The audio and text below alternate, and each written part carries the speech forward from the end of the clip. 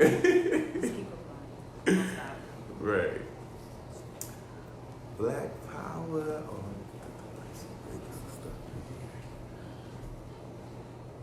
Black Power, y'all. Good morning.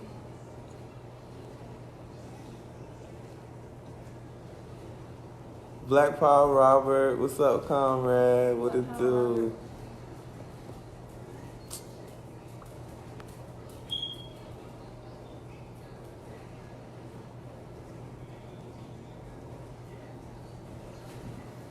All right, y'all make sure y'all share as soon as you come in. Black Power, Black Power, Kimya. I'm surprised I could see that far. What up? Black Power, y'all. Make sure you share in all your groups and on all your pages. Share, and hashtag share when you shared it. Please, yes, do that. Where Gigi at, Robert?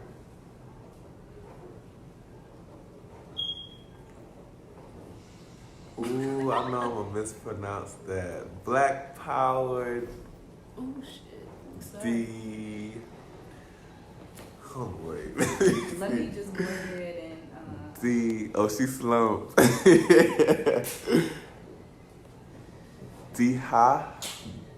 Dehahabu. Did I pronounce that right? Oh, I know. What she did last night? Hey, girl, I know her. Oh, you know her? I know her, yeah. Oh, okay. Dehahabu. Are we pronouncing that right? Yeah, don't let us butcher your name. Okay. But I do know who she is. She's cool people. Black Power. Alright. And where Gigi turned, well, y'all was turning up last night. She slumped like that. Dehabu. Okay. Right on. Y'all ready? I'm about to share it on my own page. Oh, there she go, Gigi on. Black Power, Black Power, Gigi. this is gonna help me see. Yeah, okay. Right on. Okay, we got you, sis. The Dominican spot. Gigi, what you was drinking last night? Dang, I'm the only one that turned up last night. I feel She's like like myself, Robert. OMG, shut up. I feel like a lame. All right, let's go ahead and get this thing started. Thank you all for tuning in to the Revolutionary Book Trap. With me and Comrade Nyah, and y'all already know we're doing Revolutionary Suicide by Comrade Huey P. Newton. And first, we just want to clear up. We know that it was a meme put out by wonderful social media that today we were doing chapters 27 through 29, but that was a mistake, and we're so critical for that. What we're going to be doing this morning is reviewing chapter 26, which is the trial based upon Huey and him supposedly shooting and killing these officers when they actually shot him. And the crazy shit about it is, we really don't get to all of the details about what happened, because immediately after Huey was shot, he went unconscious, and he even says that he doesn't even, he can't even recall what exactly happened. And then on top of that, chapter 26 is also pretty lengthy. So what we're going to do is discuss pages 215 to 240, and then next week we're going to finish it up and then go into chapter 27. And I think it's really important that we take our time with chapter 26, because when we read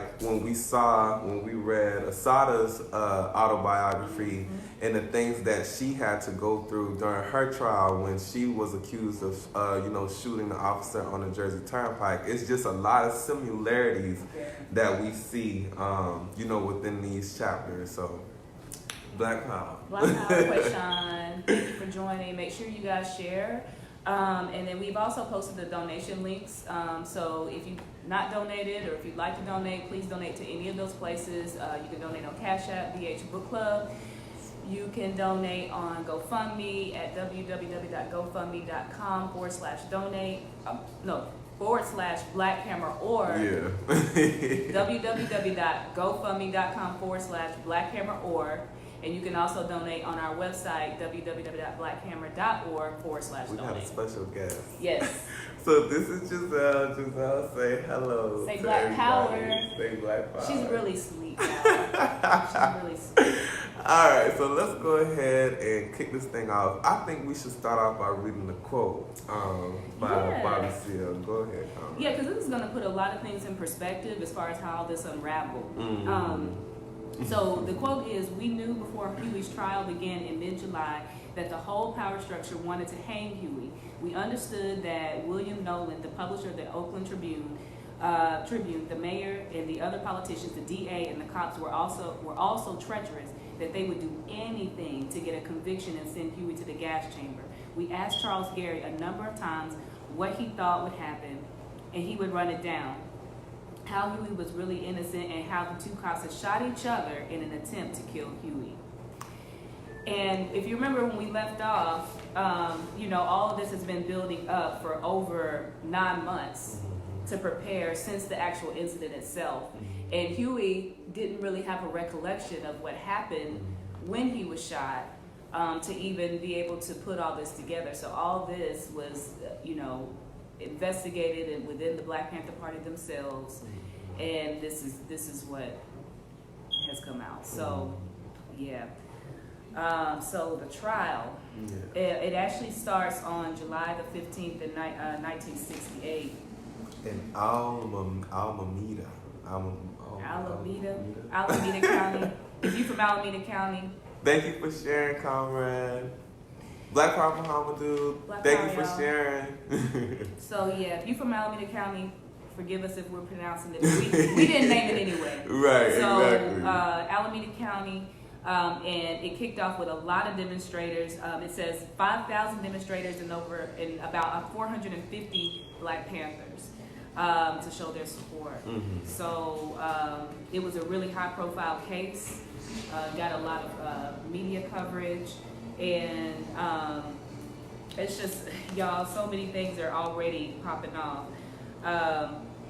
So the courthouse was under so much surveillance that they had basically snipers on the tops of the roofs, pointed it at the demonstrators in case they even attempted to try to break Huey out or do anything. Like, how did they even see that happening though? Like, and then, I mean, what's also, very important to comment on the fact was that the Black Panther Party did have a presence there at the trial and was not intimidated by, all of these guns, like you were just saying, comrade, how they had the whole courthouse and everything surrounded. And I mean, in the chapter says it was like 450 Black Panther Party members there. And I mean, like, if any you can really tell the integrity of any organization that can show up in the face of, all of these treacherous things that the state can do to try to demoralize us and scare us away so we wouldn't be able to support our comrade Huey, or any other political prisoner that the state is trying to put their hands on. So I think that was just really a very powerful show of strength. Absolutely. Black Power. Absolutely. Black Power. And Huey never doubted the trust that he had in his comrades. That's important too. Like he knew they were going to hold him down. He didn't question whatever they were doing to bring this to the people, to agitate the people, to organize them into doing this. So that's really admirable too. And of course, we got Judge Monroe Freeman, who's proceeding over, and Huey describes him as dour and humorless. I had to look up dour. And what it means is just somebody who is just really gloomy, just kind of like, just a really sad person. But he was very prejudiced. Go ahead. I was just getting ready to comment and say that, I mean, it doesn't take a rocket scientist to understand that 10 times out of 9, any judge that you receive within this colonial justice system is going to be a white nationalist. I mean, that's just a given. And we're talking about in a time now where I believe, I can't remember who told me, but there have been judges who have been paid to put young black people into jail. Into jail. And so it's just like, you know, they've concocted this whole notion that any of us can go to trial, you know, and receive some type of fair, and that's not how it's ever been, especially for African people. Never. And Never. if you want to be technical, the system how it is now was set up for our entrapment in the first place. So, you know, here we have Comrade Huey, you know, who's commenting on how, you know, Monroe Freedman is, you know, portraying himself to be some upright, some, you know, upstanding type of judge. But as he speaks, you can literally hear the white nationalism. Huey describes it in total detail. Like, and the more as the trial progresses, more and more we see, you know, just this white nationalism come out of this judge. Yeah, it's pretty blatant. Yeah. And then not only that, like all the things that my comrade was laying out, we're gonna see in this chapter, because it's just the way that they aid the prosecution in making their own goddamn case. Excuse my language, but they can't make their own case because their case literally starts to fall apart. And the judge clearly shows a bias in the way that he's willing to aid them. But we'll get to that. But it's pretty blatant here. So first he talks about the judge, and then he moves on to the jury selection. And I will say his process, the process for getting Huey's jury was way shorter than what we saw with Comrade Asada, because I mean, they didn't get her judge. I think it was a couple of months, right? I want to say so. Okay. Yeah. They got his in 2 weeks, but I mean, that's not to understate that this the prosecutor Lowell Jensen, he developed a system to where there wasn't a possibility for Huey to get any black jurors on the jury. And I just want to read read this passage real quick. So it says it was difficult to find anyone without an opinion about the case. Then too, we wanted some black people. This was a vital issue, and as we learned through our investigations, a formidable hurdle to overcome. Our inquiries revealed that the assistant district attorney and prosecutor in my trial, so this nigga was the assistant to the DA and also the prosecutor in this trial. So I mean, if that's not a given that they're trying to just railroad Comrade Huey and this whole thing, I mean, I don't know what else can make it clear. So he says, Lowell Jensen had developed a system whereby blacks would ostensibly be on jury panels called for duty, but would always be eliminated before they were seated in an actual trial. So you know how you get a letter and says that you might have jury duty, so they call you in, you go through a process of like elimination or whatever. So what he would do was get the black juries on jury duty, but once they came into the examination, it would just be like, okay, well, you don't have to do jury duty this time. Just, you know, be on notice for another notice or something like that of that nature. So, okay, so it says that way it always appeared that blacks were an active part of the system, even though it was unlikely a black would serve on an actual jury. When my trial began, the routine changed.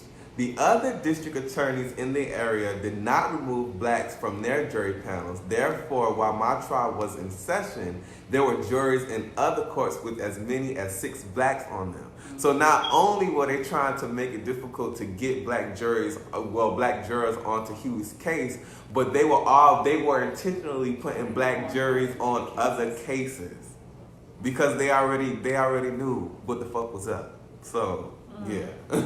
I mean that's pretty blatant too, especially given that most of those cases probably would never have that many black people on their cases in the first place, unless that's not even the case that's dealing with an African in the first place. It's really blatant. So yeah, I thought that was crazy.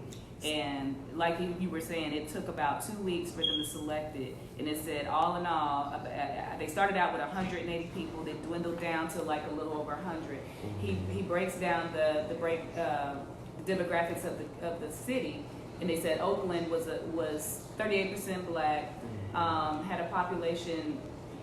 I mean, it had other races as well, Chicanos, Asians, things of that sort. And then the jury ended up having 11 whites and 1 black person. 11 white After all of people that. and 1 black person on the jury for this trial. That's your representation? Yeah. And then just the way, you know, Huey and all of his discipline and things of that nature, like, he was really, so the black jury's name was Hopper. What was it? Oh, yeah, it was Harper. What was his first name? David Harper. David Hopper, okay. Yeah. So here it is, Black Power Stacey, you have David Hopper, who is the only African man on the jury, and here you have Comrade Huey, who is pondering, like, what exactly is David Hopper internalizing, like, through this whole experience?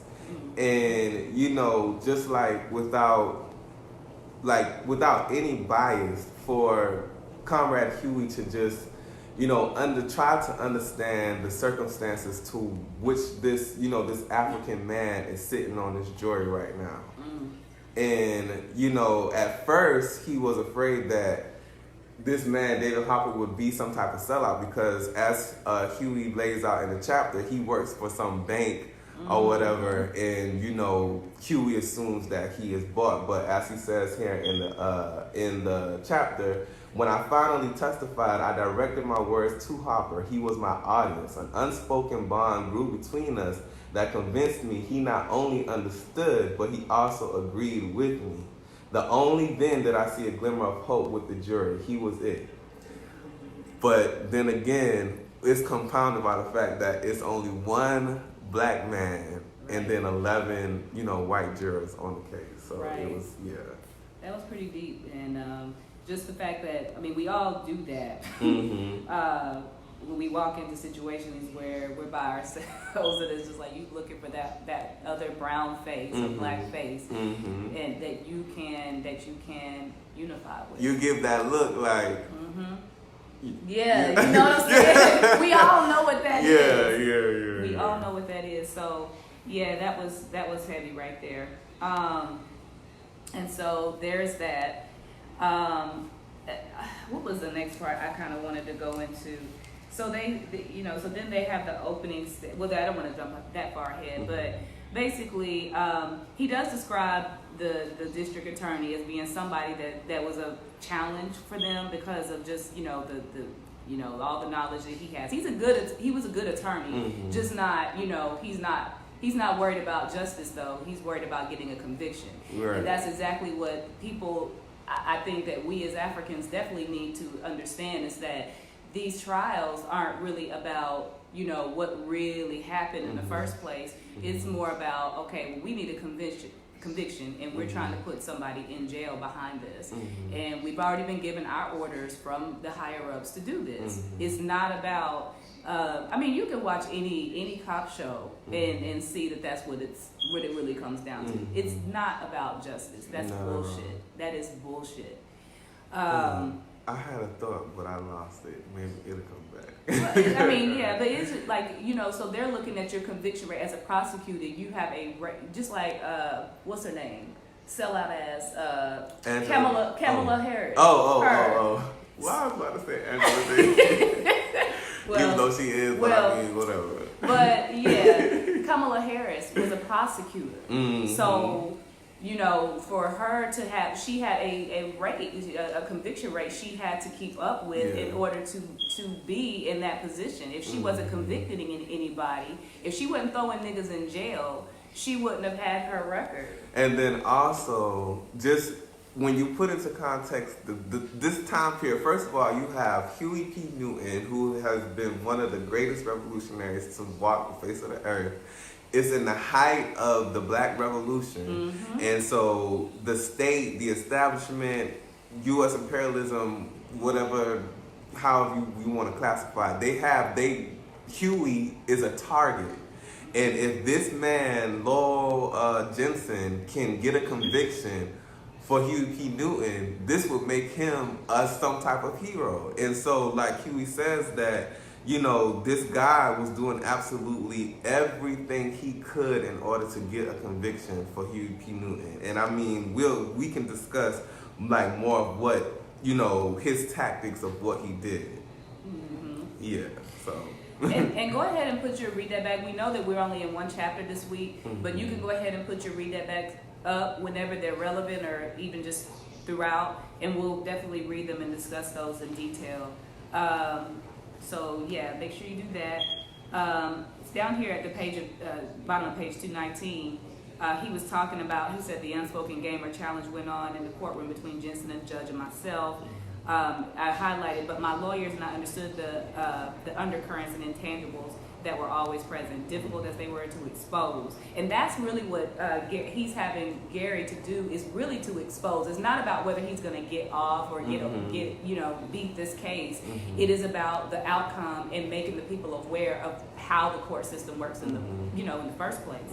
But it says, and we knew that if the jury were aware of them, they would see the political nature of much that went on in the courtroom. For example, we surmised from the very start of the trial that Jensen had engineered the racist system by which blacks would be on jury panels called for duty, but eliminated before they could be seated for trial. I mean, so that just, highlights that. In his opening, in his opening statement to the jury, Jensen charged that I had murdered Officer John Gray with full intent, and that I had shot Officer Herbert Haynes, and that I had kidnapped Dale Ross. So those are the things that Huey is being charged with. And again, it's not, they already know this didn't happen, but they are going to make a case whether it happened or not.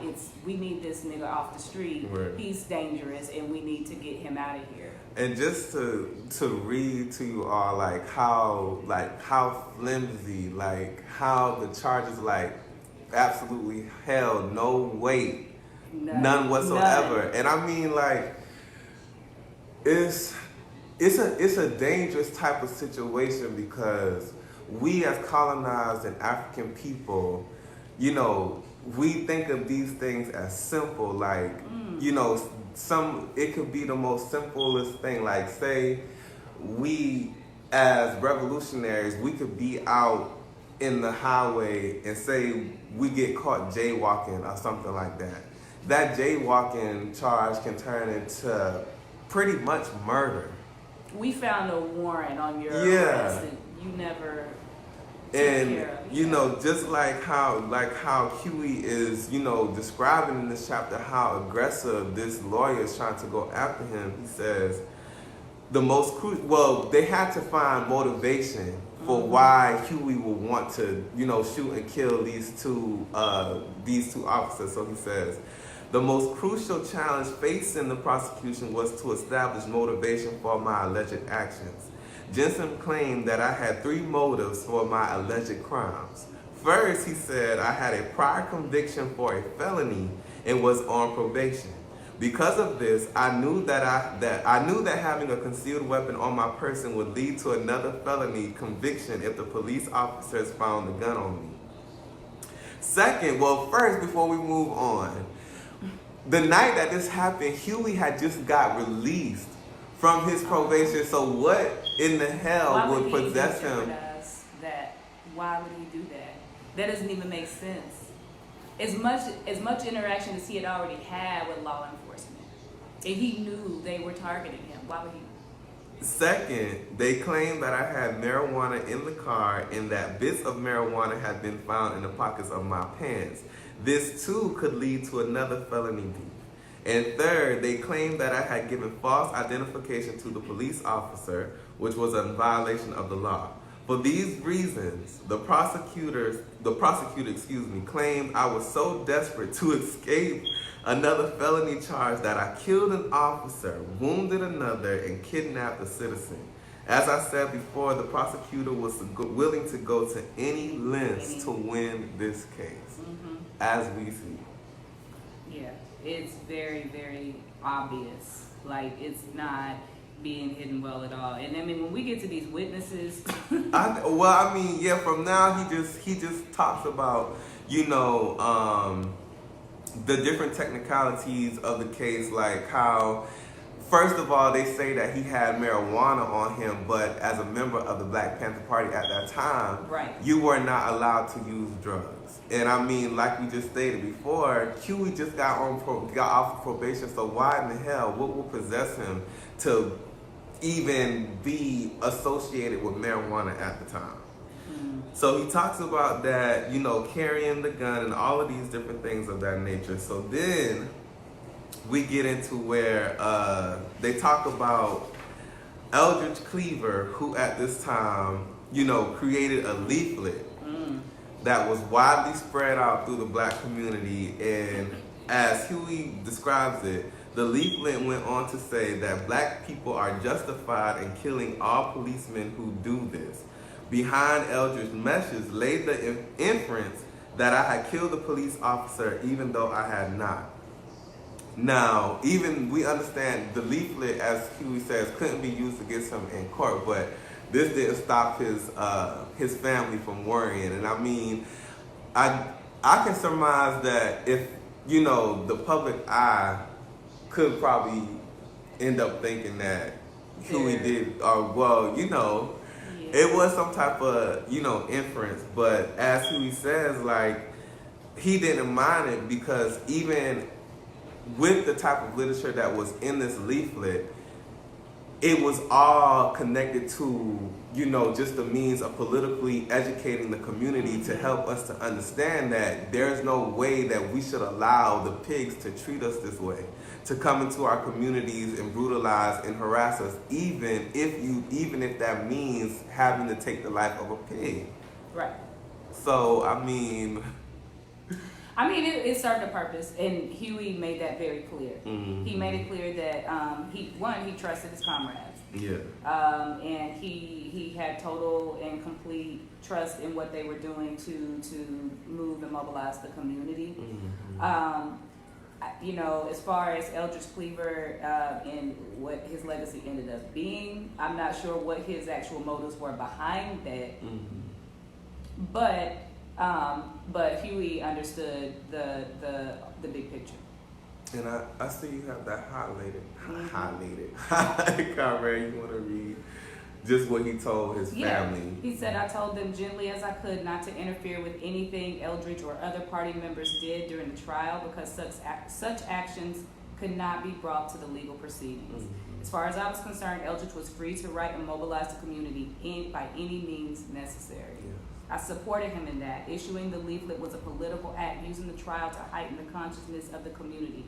And I was willing to go along with the party actions in the interest of educating the people, mobilizing in the community, and taking the contradictions to a higher level. That is revolutionary suicide. Black Fire. So, yeah, next, okay, you ready to move on to the witnesses? Or is there anything else you want to highlight?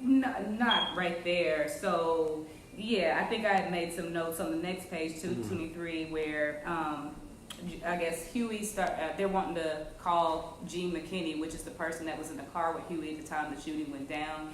And then Huey had reservations about doing that at first. They end up, they end up releasing Gene's identity to bring him forward. And Huey surmises that they might be trying to use Gene against him. Yeah. Because they really don't, like we know, they don't really have a case. So he was really skeptical. He was skeptical about being brought forward and everything, but he had to be convinced that really they couldn't do anything to him. But this is something I just want to highlight, that for pretty much any African that is, you're being brought or subpoenaed or whatnot and everything, you have every reason to have disdain or distrust for this system. I mean, if you look at Joshua Brown, what just happened in the Amber Geiger case, and he was subpoenaed to testify, and then he didn't say what they wanted him to say, and then look what happened. So I can see why Gene would have been skeptical about coming forward. And then it goes into the fact that the prosecution took about 3 weeks to call all these witnesses to the stand. And look at these witnesses. The nurse that admitted him at the Kaiser Hospital, and then the person who did the autopsy on Frey, Officer Frey, Pig Frey.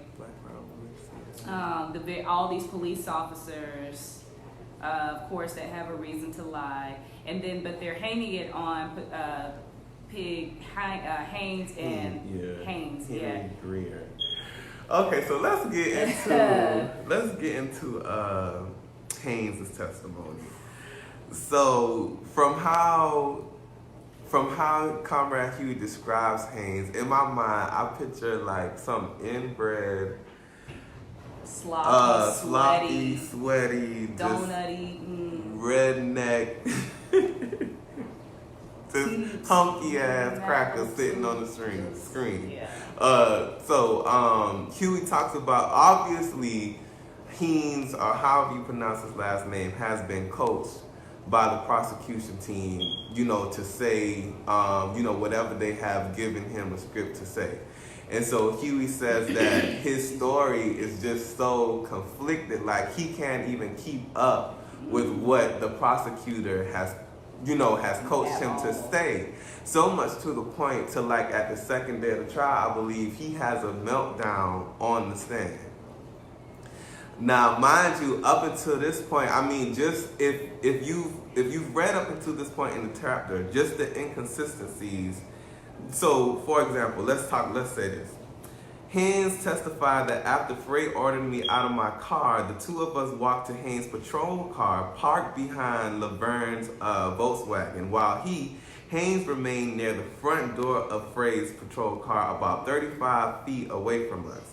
As Frey and I reached the rear of Haynes' car, Haynes testified that I turned around and started shooting, and that Frey and I started to tussle on the trunk of his car. At this point, Haynes said he was shot in his right arm, whereupon he switched his gun to his left hand.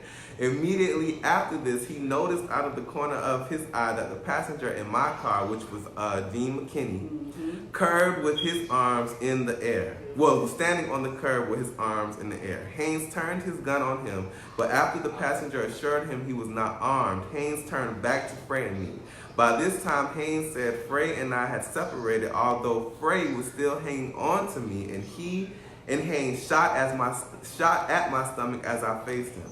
He did not say that he saw his bullet hit me, only that he fired at my midsection. After that, Haynes said he remembered only two things. First, sending out a 940B, the police emergency number, over the police radio. And second, seeing two men run into the darkness. So pretty much what we can already say is that this is a case of two officers who were probably sent to assassinate Huey P. Newton, but ended up firing on each other. And as, just as Haynes continues to just, I don't even know if you can classify this as a motherfucking testimony. All of the things just come out. But what's so striking is the fact that even with all of the faultiness, all of the contradictions, everything that is being exposed during this trial is still proceeding. The trial is still proceeding. Yeah, and the judge is just going along with it and everything.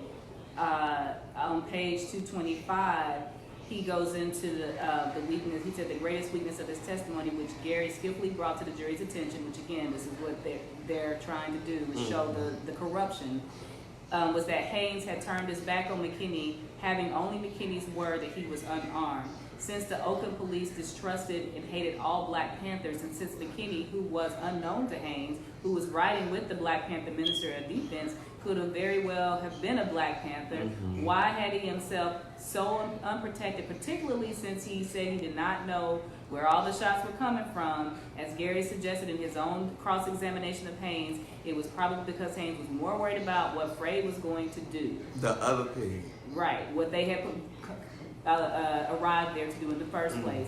Among the police, Frey was known to be watching at the Black community. He was even worse than a normal cop, which made him extremely dangerous. And I think I made a note there that the fact that, again, somewhere in this chapter, Huey had mentioned that, you know, a lot of people in the community felt like the justice system was going to do, you know, right by the community, or was going to do, you know, paint a picture of what really happened. That's what the purpose of the court is, right? To find out what really happened, and it's not. And so the fact that he highlights here, it says that Frey was known to be watching. How many of these police precincts have somebody that they know terrorize Africans and colonized people in their own communities, and they know, well, that's just Hal, that's just Gene, that's how they are, but we keep them in line. But then when something like this happens, they do nothing. And I just want to read this part right here as well too. I mean, just to reinforce the fact that this trial, it was a sham, y'all. It was a complete sham. And it says, it was clear from Haynes' testimony and the way he had been coached by the prosecutor that great pains had been taken to avoid any implication that Frey and Haynes had shot each other. Charles Gary's first question Charles Gary is Huey's lawyer. His first question on cross-examination dealt with this. Did you shoot and kill Officer Frey? Haynes said no.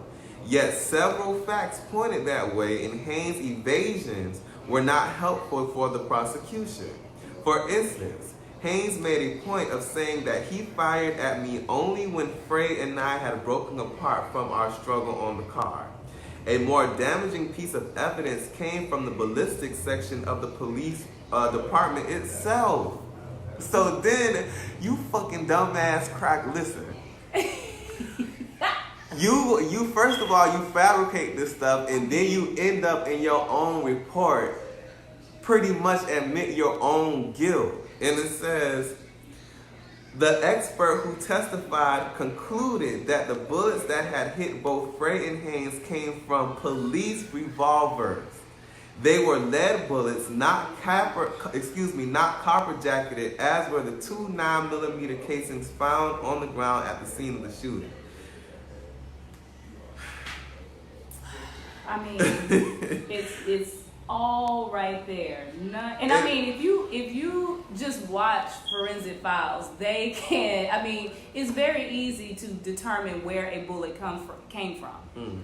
It matches up to the gun barrel. It leaves every gun is different in that it leaves that, and it's just that alone is enough evidence. But again, they weren't interested in justice. Yeah.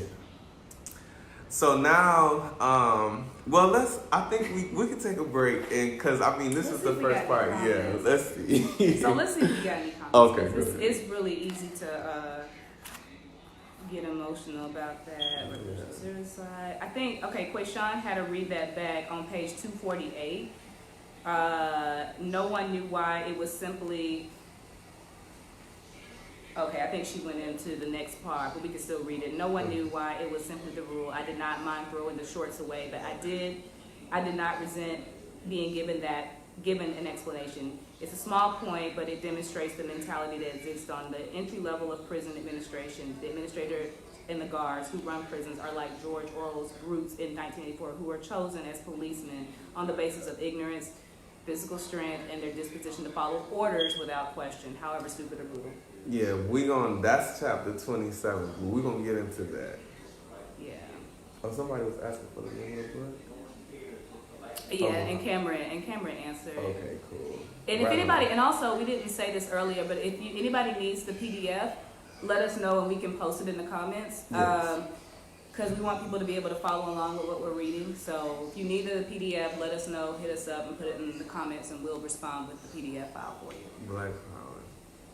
So the next major witness in the case, in the trial, is Henry Greer, and he's an African man. And at this time, he was a bus driver. Comrade, what's your comments on Henry Greer? Well, I'm gonna say that overall, he was just somebody who had no insight. I mean, obviously he was being used by the state, and he had no insight into colonialism and how it affected the community, and I don't feel like I just felt like, you know how you have like zombies, like that, like just kind of somebody who was just being used. A lot of these coons and sellouts, I mean, that's what they do. And Huey saw that, and he understood that. Yeah, that's why. And I see you have it highlighted. You want to read it?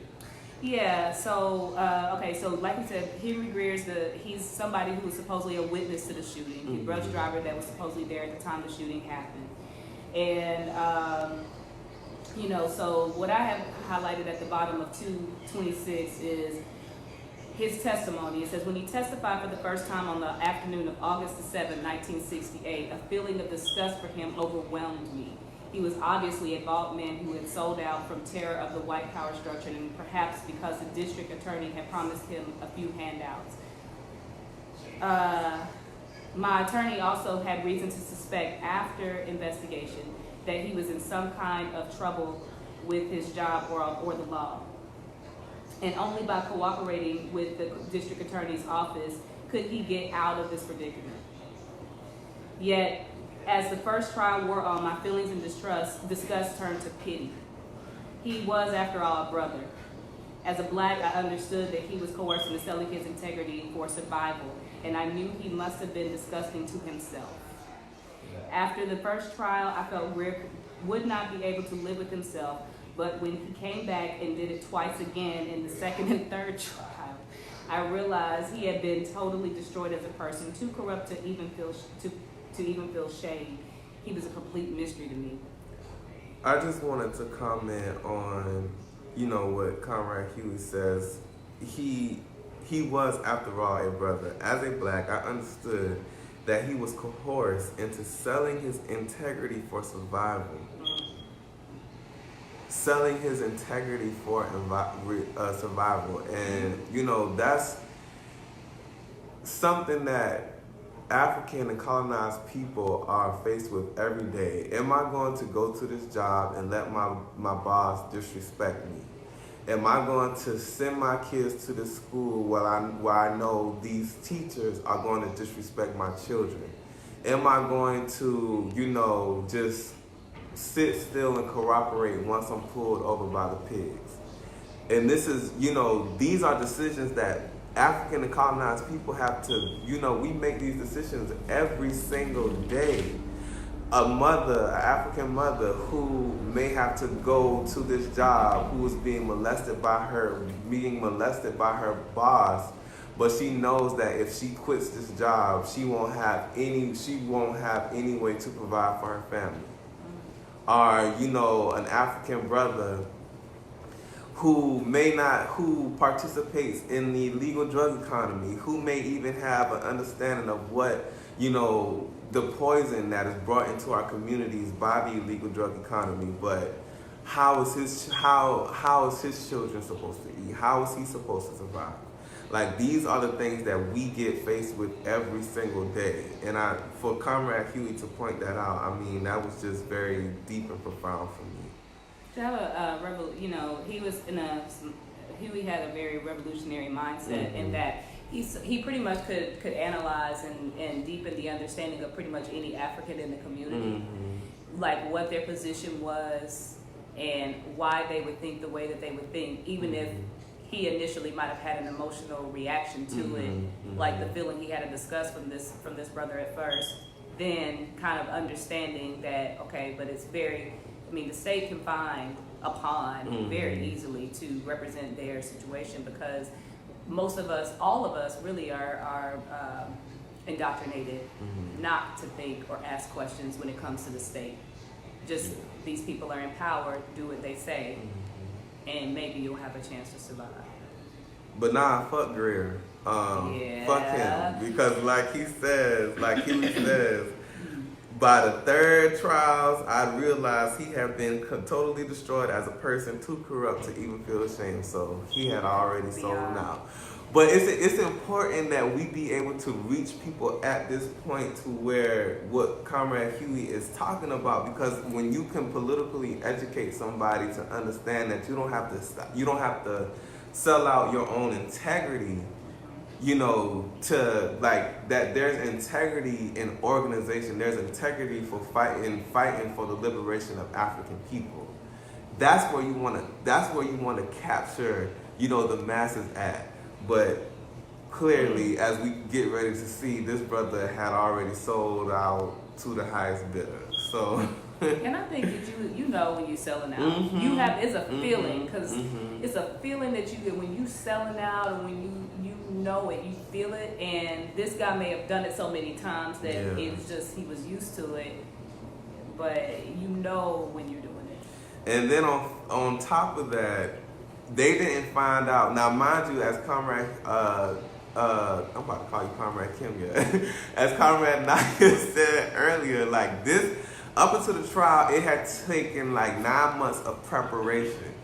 So they didn't even find out that Greer was a witness in the trial until like 6 days, I believe, before he was. Before the trial. Yeah, before he was getting ready to take the stand. Yeah.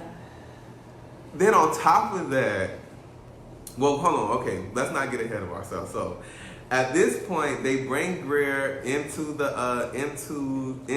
trial or whatever, and so you have Jensen who's asking the questions and all this kind of stuff like that.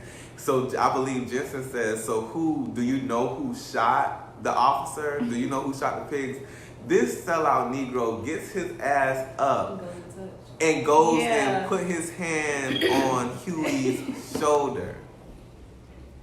As they're sitting through as all of this is going on. He didn't just point to him. He went and he did it. This is the one who did it, Massa.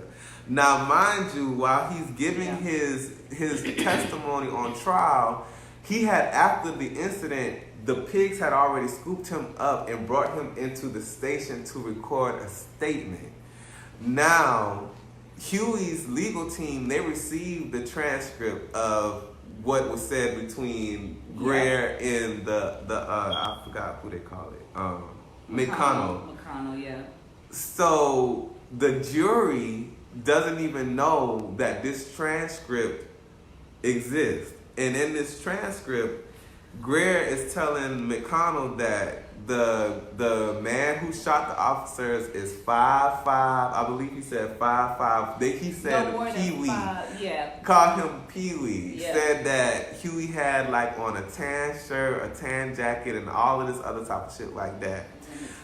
So when he got on the stand, now mind you, because the jury still didn't know that this whole transcript existed. So even with all the inconsistencies that Greer was putting out on the stand, Jensen was still thinking that, okay, well, we can still ease by that. The jury won't pay attention to the whole.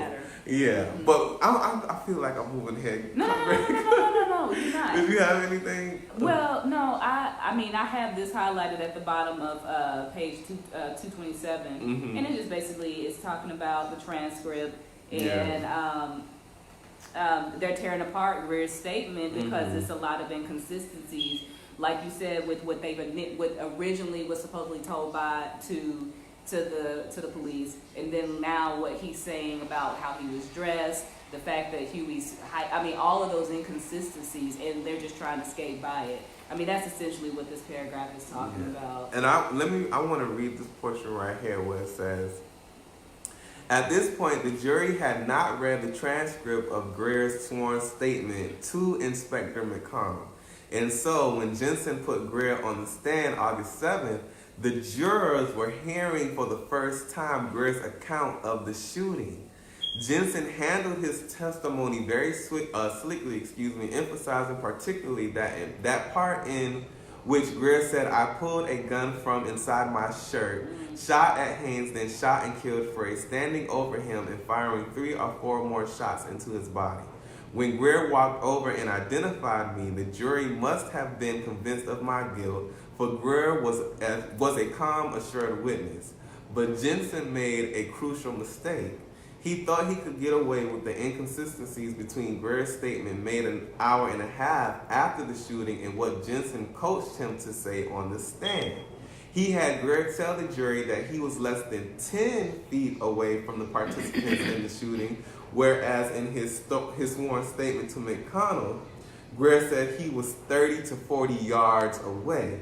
He told the jury in the courtroom that I reached into my shirt for my gun, but in his original statement, he had said I reached into the pocket of my jacket or coat to get it. Greer testified during the trial that Frey fell forward face down while he had told McConnell that Frey fell on his back. On the stand, Greer claimed that the bus lights were shining directly on the scene and he could see plainly, but he told McConnell that he could not tell how old the gunman was because he had his head down and he couldn't get a good look. He told Jensen on the stand that I had fled toward the post office construction site, but when McConnell had asked him if that was where I was headed when he had last seen me, Greer said no, that I was running northwest toward a gas station. So these are just, and this is just willing, like, you know that they are trying to, that it's a lie. It's a lie. At that point, if I was a juror, I would have just been like, what the fuck did I just listen to? If they were listening to the transcript, because this is nothing, this witness can't be trusted. I mean, and yeah, I mean, so with all that happening, they basically were able to demolish Greer's credibility, which is a good thing. But you know, it's still carrying on. You know, what did he say here? In his cross-examination of Greer, Gary first demonstrated that there had been absolutely no reason of his having been taken into protective custody. And that was the other thing I think I wanted to mention, was that they actually purposely hid this witness. So that they couldn't talk to him. They went to his house, they called him, and all of this kind of stuff like that. And then the answer for that was that they had to put him in protective custody. But for what? They just didn't want anybody messing with their witness. Exactly. And what they had said was, if he had been questioned, they would have convinced him that his testimony would have never stood up in court, and they knew that. And they needed all the witnesses they could get. Right. So, and then it goes into the cross-examination, like, you know, Gary actually cross-examining Greer. And I kind of want to read some of that just so you could just, but this is how the cross-examination went at one point. This is the bottom of page 231. Gary says, "How was the civilian dressed?" Greer responds, "Well, sir, I'm not going to mock it. Well, sir, he had on a dark jacket and a light shirt." Gary says, "As a matter of fact, sir, didn't that civilian have on a dark shirt and a light tan jacket?" "No, sir." "I want you to think about this before you answer it. I'm going to ask you again. Isn't it a fact that the person you have described as the civilian was a person who had a dark shirt on, a black shirt on, and a light tan jacket?" Silence. A light tan jacket. Greer says, "No, sir, it was dark." Judge Freeman, "What was the answer?" Greer, "Dark." Judge Freeman, "Dark what?" "The outer garment was dark." "How tall was the civilian?" From up in the coach, sir, to look down at an angle like that, I wouldn't dare say, sir." "Isn't that a fact that the civilian was under 5 feet?" "I do not know, sir." "Would you say that the civilian was a heavyset, thin, or otherwise?" "I didn't pay that close attention, counselor." "Mr. Greer, you know that you're under oath, do you not?" "I do, sir, I do." Jensen objects to that being argumentative, Your Honor. "Mr. Greer, you made a statement to Inspector McConnell on the 28th day of October 1967 in the hour of 6:30 a.m. "That's right, sir." "And in that statement, didn't you tell Inspector McConnell that the person that was involved was under 5 feet?" "I could have, sir." "Did you or did you not say so?" "I don't recall making any specific statement, sir, as to that fact, sir." So then after that, they adjourned. But all this, it was just so evident that this was somebody that they had paid or had some other incentive to say or lie. it's unreal. It's really unreal. And I don't want to. Well, next, because a lot of another major component of the trial was the kidnapping of, well, the supposed kidnapping of Del Ross, and I think I don't want to. We got like 5 minutes left, and it's some major points that I would like to speak to. You know, beginning with the Del Ross situation. So much so that because all of these witnesses, you got to understand that they were lined up to be a detriment to Huey. But as we see from Henson off the pig to Greer the sellout, and as we're getting ready to see with Del Ross coming up, like all of this shit it's falling to pieces. It's just falling to pieces. I mean, it really puts me in the mind of Asada's Yeah, trial. exactly. And I mean, these are just examples that we have of, you know, what happens to African and colonized people who choose to stand up to the full stature of, you know, not necessarily a revolutionary, but to stand up against even at the most simplest levels, the injustices that we experience, you know, on a day-to-day basis. And, you know, if anything is evident, is that the state doesn't need anything to prosecute us for wanting to have dignity, for wanting us to have self-determination, for wanting us to have, you know, the basic means to take care of ourselves. Yeah. And we got to understand that as imperialism, you know, remains intact, as colonialism remains intact, anything that we do, it's not crazy, but anything that we do to try to survive is an attack on white imperialism. It's an attack on, you know, colonialism. For us to want to feed our children, let's not even say to feed our children, but for us to want our children to receive an education that is reflective of them, that speaks to their interests, that is an attack on white imperialism. And so therefore we are now the enemies of this system that is trying to keep us away from being able to just live with dignity as a people, at the most simplest thing. And then the state has unlimited resources to basically do whatever they want with you. They have unlimited resources, people, ponds, whoever they want to carry out their interests in the way they do it, they have the unlimited resources to make that happen. And we see that in this case. Like, they could basically pull any old stooge off the street, make something up, pay them off, and then basically, you know, it's a wrap. Anything could be buried. Anything could be beer. How do you say it? When you put it in the ground, buried. We say, in the South, we say buried. We about to bury you. Yeah. It could be fabricated, like all of these things. Yeah. It's okay. Thank you for sharing, Ra. All right, y'all. So that's it for the first half of chapter 26. We're going to finish that up next week, and then we're going to go into chapter 27.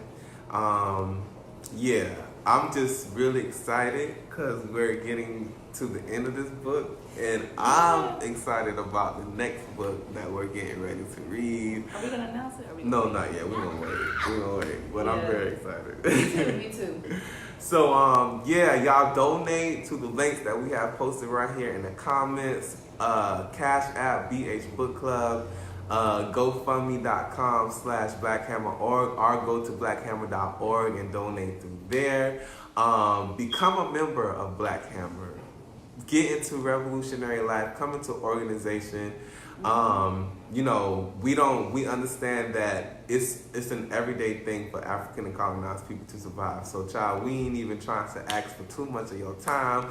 You can donate or you can participate, you know, which any capacity that we can connect you to the liberation struggle for African and colonized people. We want to do Absolutely. that. We want to do that. We need you. We need And you. we're better to use your talents and your intellect and your labor to actually build for your people. I would rather that the skills that I've obtained in whatever bourgeois institution to benefit my people. And we need everything that you see that's making the imperialist system to thrive.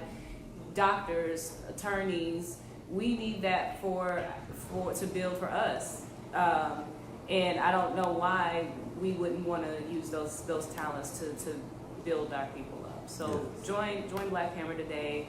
You can be a member as low as $5 a month, and just help us build. Yes. I mean, Black power. Also, I just want to say to anybody, even though we're nearing the end of the book, we still want to provide you with the PDF so you can just, read it on your own or in your own time. So hit us up on any of our social media platforms, Facebook, Instagram, Twitter, and we will get you the PDF for this book, okay? So until next Sunday, y'all be safe. Listen, don't fuck with pigs at all. don't All right? trust them. Don't tell us you know a good one either. And like the community programs that you see, we got to go. That's about to open up a whole new avenue. But anyway, Black Power Comrades, we'll see y'all next Sunday, 11 a.m. Eastern Standard Time. Black power.